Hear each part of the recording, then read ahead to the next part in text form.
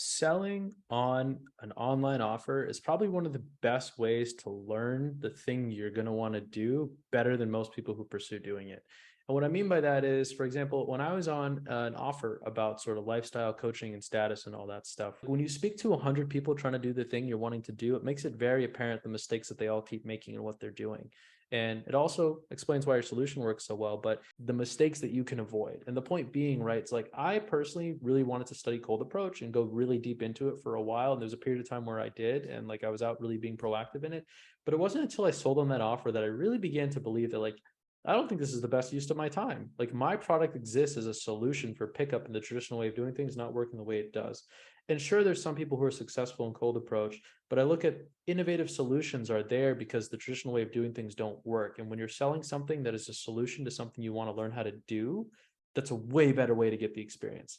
Because like when you speak to 75, 80 men who have spent blood, sweat, and tears, like collectively thousands of hours of manpower and study, and you see them all fail and here looking for a better way of doing things, it makes you value Why your did they solution. fail? It's like, It's a short form way of thinking, sort of cold approach. It's good, it gets you an instant result, but it's like a high ticket sale that doesn't compound. You get the deal over the line, but there's no upsells. I think that some of the best solutions that have been created in more recent times are one which allow the compounding effect, allowing you to create compounding sort of ecosystems within what you're doing.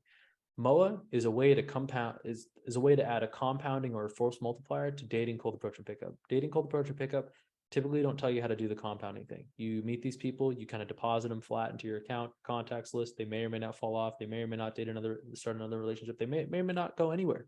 But MOA shows you how in which you orchestrate your life in a way where you can do cold approach and pickup and bring these people together in a way where it keeps giving them reasons to want to meet with you and keeps deepening your experiences and relationships, and you begin to compound and compound and compound. Same thing comes with like business, right? Like, I think we've been spending a lot of time thinking about how we can start a business or whatnot, but I met with somebody yesterday where it's like, this is why I sell acquisitions. Like all this bullshit trying to figure out where to start, what to do, get that market resonance. Like there's so many people out there that have already done and started the business that we kind of want to run and are bored of it and want to sell, and we can get the financing to pay for it and pick up where they left off and take it to new heights.